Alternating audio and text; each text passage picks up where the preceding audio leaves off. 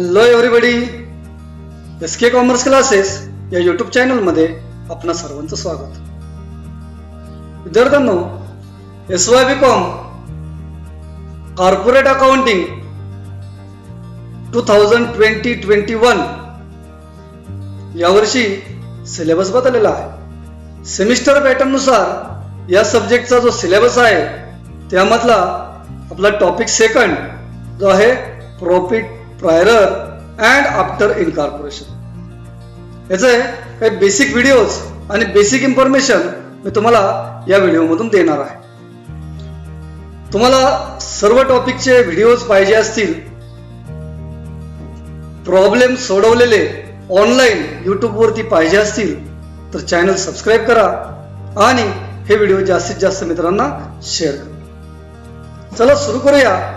आज आपण शिकणार आहोत या व्हिडिओमध्ये जे profit prior and after incorporation हा टॉपिक आहे.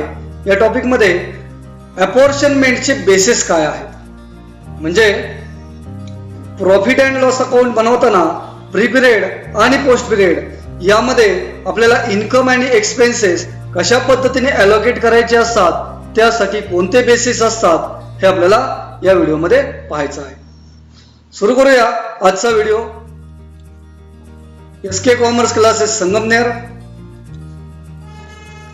SY BCom corporate accounting topic second profit prior and after incorporation. त्यामध्ये शिकणार आहोत आपण बेसिस ऑफ अपॉर्शनमेंट. मित्रांनो, सर्वप्रथम आपण पाहूया काय आहे अलोकेशन. बेसिस ऑफ अलोकेशन म्हणजेच apportionment. Generally in final account we prepare profit and loss account. आपण पाहिलं इथून मागे जेव्हा आपण फायनल अकाउंट बनवलं तेव्हा प्रॉफिट अँड लॉस अकाउंट बनवलेलं आहे. All the entire incomes and expenses we record in that account to find out net profit or net loss for the whole year. आपण काय केलं, नेट प्रॉफिट किंवा net loss शोधण्यासाठी जेवढे काही income आणि एक्सपेन्सेस आहेत ते सर्व आपण प्रॉफिट अँड लॉस अकाउंटच्या प्रॉफिट अँड लॉस अकाउंट मध्ये लिहायचो. इन्कम क्रेडिट साइडला आणि एक्सपेन्सेस डेबिट साइडला. But in this topic we need to identify separate profit and loss account generated during pre period and post period. म्हणजे या topic मध्ये आपल्याला प्री पिरियड साठी आणि पोस्ट पिरियड साठी separate profit and loss account पाहिजे, परंतु आपण separate profit and loss account बनवू शकणार नाही. म्हणून आहे त्याच प्रॉफिट अँड लॉसला आपण दोन कॉलम करणार, प्री पिरियड आणि पोस्ट पिरियड. प्री पिरियड आणि पोस्ट पिरियड म्हणजे काय हे तुम्ही मागील व्हिडिओमध्ये पाहिलेलं आहे. नसेल तर आय बटन क्लिक करा आणि मागील व्हिडिओ पहा. Okay, so we have to divide all the incomes and all the expenses and incomes according to their nature. मग आपल्याला काय करायचं आहे, जेवढे काही इन्कम्स आहेत, जेवढे काही एक्सपेन्सेस आहेत त्यांना आपल्याला डिवायडेशन करायचं आहे त्याच्या नेचरनुसार. म्हणजे तो जो खर्च आहे तो कोणत्या बेसवर वाटप केला जाईल त्याचा आपल्याला विचार करायचा आहे. We can distribute the expenses or income on the following basis. जे काय आपल्याला इन्कम आणि एक्सपेन्सेसचं वाटप करायचं आहे, अलोकेट करायचं आहे ते खालील प्रमाणे खालील बेसिसवर असू शकतं. ते आपण पाहूया. कोणते बेसिस आहेत? टाइम रेशो म्हणजे वेळेनुसार काही खर्च चार्ज होतील. सेल्स रेशो आहे म्हणजे तुमच्या विक्रीच्या प्रमाणामध्ये प्री पिरियड मध्ये किती सेल झाला आणि पोस्ट पिरियड मध्ये किती सेल झाला यानुसार काही खर्च डिस्ट्रीब्यूट होणार आहे. Pre period only. तिसरा पॉइंट काय? Pre period. मित्रांनो, काही खर्च असे असतात जे फक्त प्री पिरियड मध्ये म्हणजे ज्या वेळेला त्या बिझनेसचा मालक वेंडर असतो, जोपर्यंत इनकॉर्पोरेशन झालेलं नाही त्याच्या अगोदरचा कालावधी प्री पिरियड, त्या काळात काही खर्च जातात. काही खर्च असतात पोस्ट पिरियड म्हणजे ज्या वेळेला कंपनी तयार असते, कंपनीचं रजिस्ट्रेशन असतं, इनकॉर्पोरेशन नंतरचा कालावधी म्हणजे पोस्ट पिरियड. ओके, आणि काही खर्च असतात स्पेशल ट्रीटमेंट. स्पेशल ट्रीटमेंट म्हणजे काय? त्यासाठी आपल्याला ऍडजस्टमेंट दिलेले असतात. म्हणजे with the help of given adjustments we have to identify whether that expense or income to be record or not. Okay, त्यानंतर पुढे पहिला पॉइंट आहे some expenses are depend on time. कोणते खर्च आहेत ते टाइम रेशो मध्ये जातात ते आपण पाहूया. फॉर एक्झाम्पल सॅलरी किंवा ऑफिस रेंट. मित्रांनो पहा, सॅलरी आपण आपल्या क्लर्कला सॅलरी देतो, त्या सॅलरीचा वेळेशी संबंध असतो. सॅलरी ही सेल्सवर डिपेंड नसते, तर सॅलरी किती वेळ काम केलं, किती कालावधी काम केलं, किती महिने काम केलं त्यावर डिपेंड असते. म्हणजे उदाहरणार्थ तुमचा एखाद्या महिन्यात जास्त सेल झाला तर तुम्ही एम्प्लॉईला सॅलरी जास्त देत नाही, किंवा सेलच झाला नाही म्हणून सॅलरी द्यायचं थांबत नाही. Similarly office rent, office rent this expense is not depend on your sale, this is depend on your time.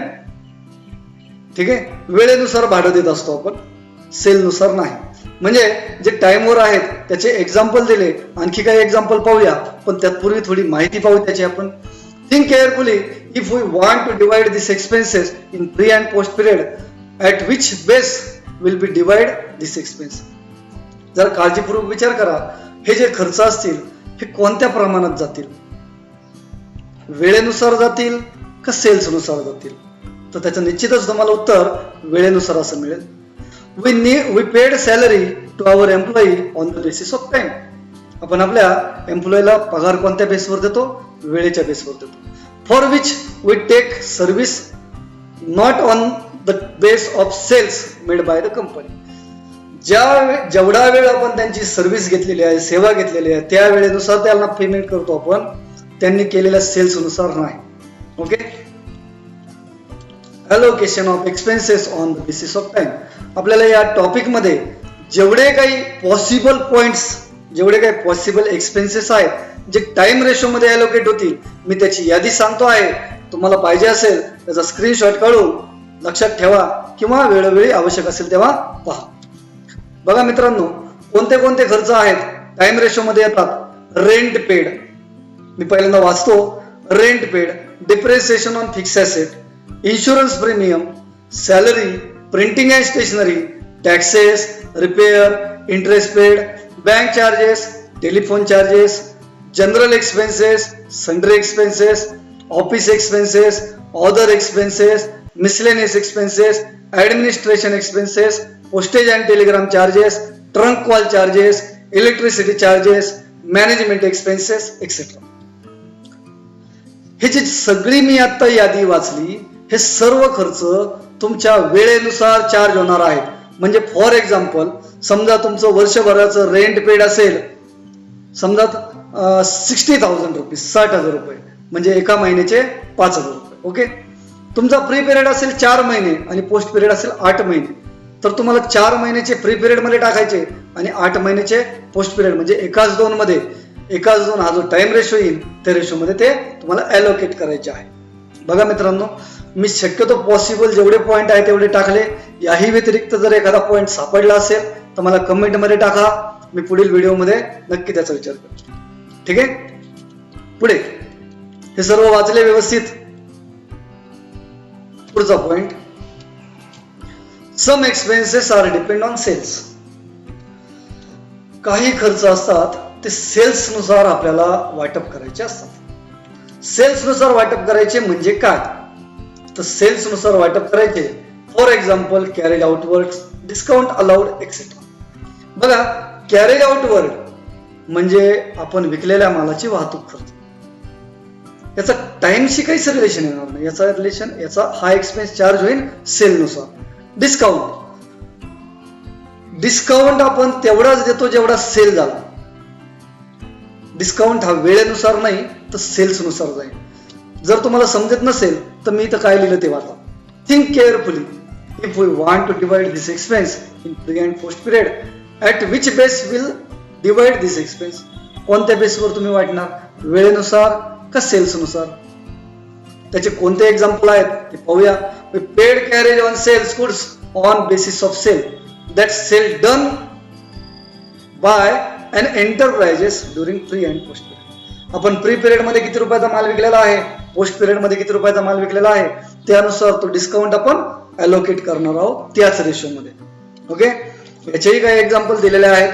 Allocation of expenses on the basis of sale. सेलनुसार काय एक्झाम्पल आहेत, मी सर्व एक्झाम्पल पुन्हा एकदा वाचतो, जरा पहा. हे सर्व खर्च तुमच्या सेलनुसारच डिवाइड केले जातील. जो काही सेल्सचा रेशो येईल त्या रेशोनुसार. Carriage outward, commission on sales, selling expenses, advertisement, publicity charges, discount allowed, allowances म्हणजे थोडक्यात डिस्काउंटच आहे तो, बॅड डेट्स, फ्रेट आउटवर्ड म्हणजे carriages, travelling expenses, brokerage, sales promotion expenses, distribution expenses म्हणजे वितरणाचा खर्च, packing expenses, okay, delivery van running expenses, delivery van म्हणजे माल विकण्यासाठी जी व्हॅन आहे आपल्याकडे ती, salary to travelling salesman, salary आहे पण ट्रॅव्हलिंग सेल्समन आहे पहा, ठीक आहे.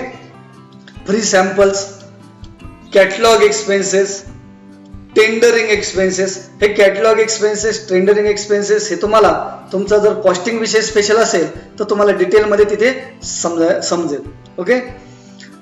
अलाउन्सेस टू डेटर्स म्हणजे डिस्काउंट, वेगळ्या नावाने येतं कधी कधी. सेल्स टॅक्स, शक्यतो सेल्स टॅक्स येणार नाही आता.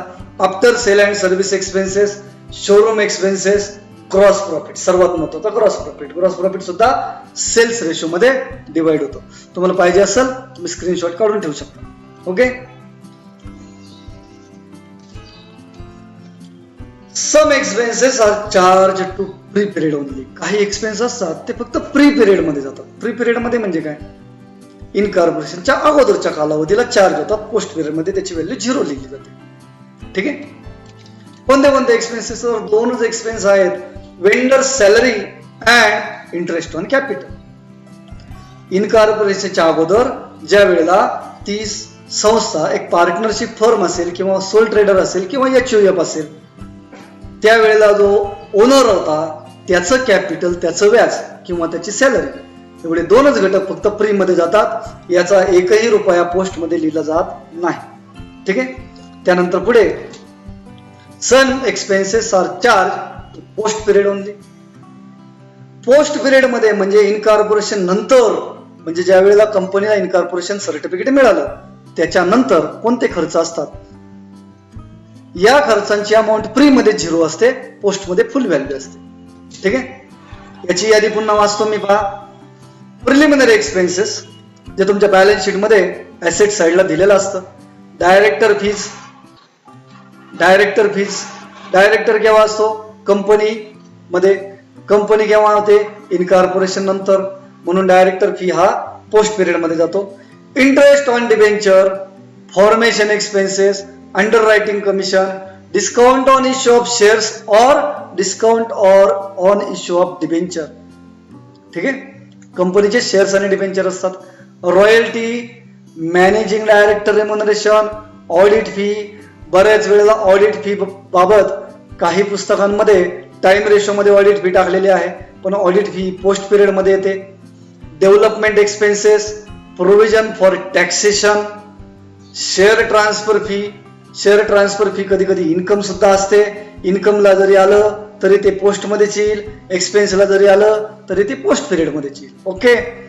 Reconstruction expenses, reserve for bad and doubtful debts and dividend on shares. मित्रांनो, एवढी मोठी यादी आहे. हे खर्च जर आले तर याची अमाऊंट फक्त आणि फक्त पोस्ट पिरियड मध्येच येणार आहे, ठीक आहे. पुढे पाहूया, special treatment as per given information. म्हणजे कधी कधी ऍडजस्टमेंट दिलेली असते का, रेंट अँड टॅक्सेस मध्ये समजा या तारखेपर्यंत एवढं भाडं होतं, त्या तारखेनंतर भाडं वाढलं, रेंट वाढलं, किंवा डिप्रेसिएशन साठी ऍडजस्टमेंट दिली जाते. एखादी विशिष्ट ऍसेट आपण या तारखेला परचेस केली, मग तिथून पुढचं डिप्रिशिएशन. तुम्हाला ते समजून घ्यायचं आहे.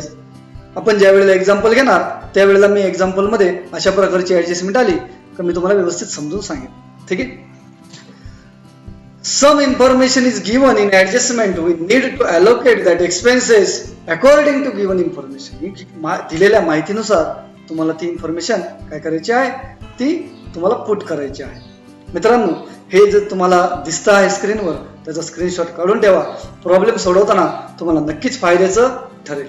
ओके, अशा पद्धतीने या व्हिडिओमध्ये आपण पाहिलं कोणत्या कोणत्या प्रकारचे ॲलोकेशनचे बेस असतात. पहिला बेस आहे टाइम रेशो, दुसरा बेस आहे सेल्स रेशो, तिसरा आहे प्री पिरियड ओनली, चौथा आहे पोस्ट पिरियड ओनली आणि पाचवा आहे विथ ॲडजस्टमेंट, म्हणजे त्याला आपण स्पेशल ट्रीटमेंट म्हणतो.